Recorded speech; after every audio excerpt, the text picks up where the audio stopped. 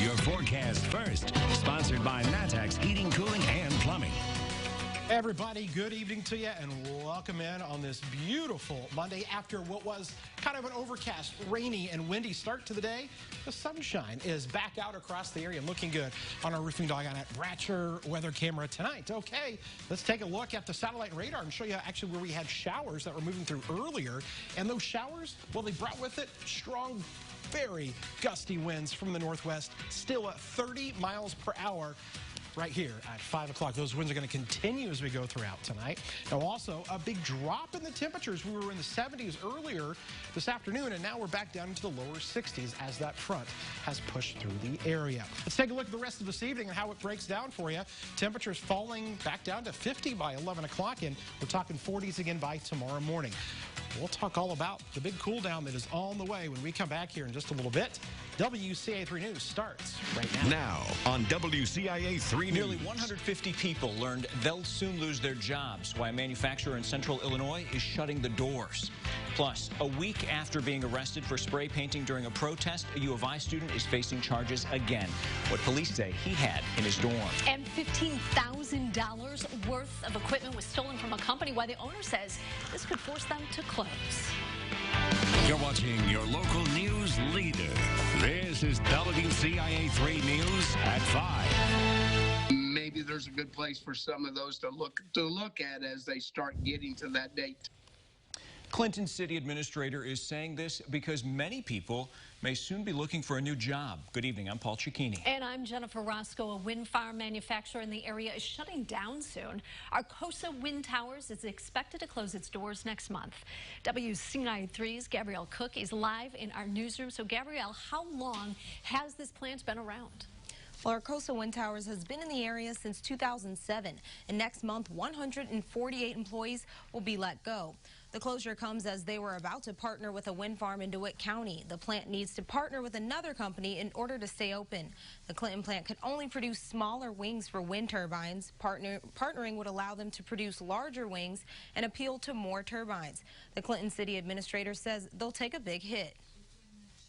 When you're talking to the magnitude of 148 possible jobs, it's a big number in any economy, but especially right now amongst COVID and everything else going on in the world, it is huge. If Arcosa does not find a partner, their doors will officially close on November 16th. And the Clinton City Administrator also said that the closure could lead to people looking for more jobs outside the area in Decatur. Jennifer? All right, Gabrielle, thank you. There are 50 wind farms in Illinois right now. They make up 7% of the state's electricity. A wind farm can range from 5 to 150 turbines. Some employees at the U of I may be seeing problems with their paychecks because of widespread fraud. One worker told us he noticed 25% of his pay was missing. He went to HR and was told it was a state error. During the pandemic, IDES has been flooded with fraudulent jobless claims, some because of identity theft. Employee names were used to file illegitimate claims, and the state reclaimed the money. A spokesperson with the comptroller's office said 50 employees at the U of I will be repaid during the next pay cycle. Let's take a look at today's coronavirus numbers now. There are more than 2,700 new cases statewide. That brings the total number of infections to nearly 322,000 diagnosed since the pandemic began. The positivity rate, it's jumped up to 4.3%. 13 more people have died in the last 24 hours. That includes a man in his 80s from Douglas County. In total, there have been nearly 9,000 COVID-related deaths in the state. A man is now in custody accused of shooting someone in Pana. Police say 29-year-old Dylan Prather shot a 27-year-old man at an apartment complex on East 4th Street. The victim was shot in his hip and is recovering at home. They say Prather went back into the apartment after the shooting and demanded car keys. They found the stolen car in an alley. A U of I student is facing weapons charges after police say he had a gun in his dorm room.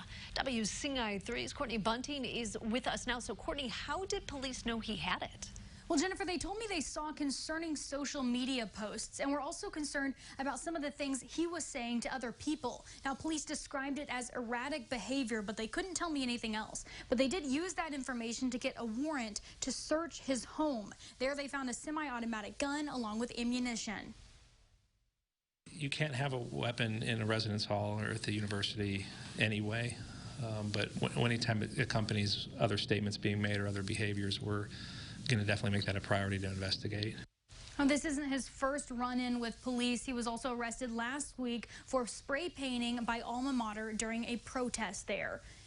He is not in custody right now, but he has a notice to appear in court for unlawful storage of weapons. Jennifer? All right, Courtney, thank you.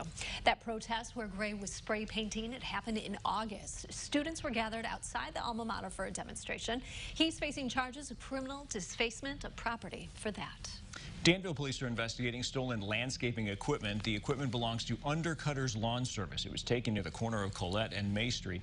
Police say the suspect hooked the equipment trailer to their pickup before driving off in the morning. Nearly $15,000 in equipment was taken.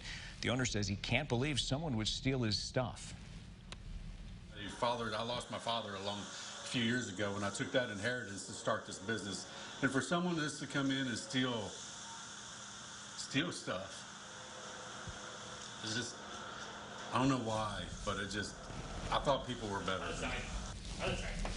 Anyone who may have information about the missing equipment is asked to call Danville Police or Crime Stoppers. We have an update on Saturday's deadly motorcycle crash in Macon County. The coroner has identified the man who died. Deputies say 45-year-old Ricky Allen of Mount Zion crashed into a semi.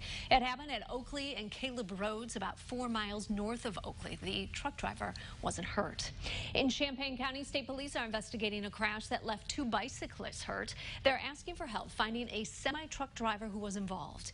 It happened yesterday afternoon on Route 150 near Spring Lake Road. Police say 1 bicyclist was seriously hurt. The other is expected to be okay. They say the semi didn't stop and left the scene. It was damaged during the crash and may have been white and silver colored. If you have any information, call police. Here's an update about what caused a local Head Start to shut down. Financial mismanagement led the feds to revoke grant money from East Central Illinois Community Action Agency. That shut down Head Start locations in Danville, Ford, and Iroquois counties. Now, leaked documents show what exactly the agency did wrong. Head Start grant funding was used to pay for non-Head Start purposes. Officials didn't keep proper grant documentation, and many employees left due to poor work conditions. The feds also said there was a cash flow shortfall. You can read more about this on our website, WCIA.com. Champaign Schools wants your help envisioning what the future of a school will look like. October 18th is the deadline for people to give feedback about the plans for International Prep Academy in Champaign. The final design will be presented to the Board of Education in December. The school makeover is estimated to cost more than $24 million. People can respond by filling out an online survey or by calling the district. A couple from Uganda is finally back home after a months-long visit to Central Illinois. Howard Church helped them feel at home while they were here. Plus this.